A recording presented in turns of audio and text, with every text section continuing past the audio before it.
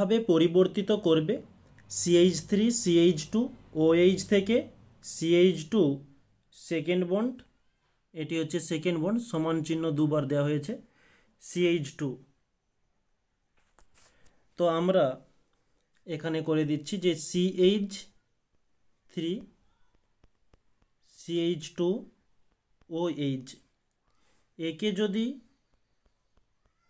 H2SO4 দেওয়া হয় তার সঙ্গে 170 ডিগ্রি সেলসিয়াসে, তখনই এটি CH2 সেকেন্ড বন্ড CH2তে পরিবর্তিত হবে। এছাড়াও একেই যদি আমরা CH3 CH2OH কে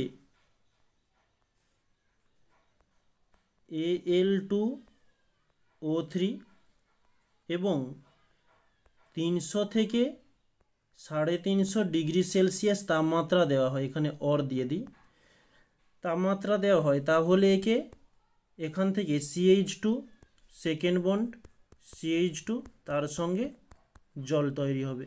তোমরা যে কোনো একটি বিক্রিয়া করতে পারো। ওকে, তারই সঙ্গে বলেছে প্রকৃতিতে জৈব পলিমার প্রোটিনের বায়োডিগ্রেডেশন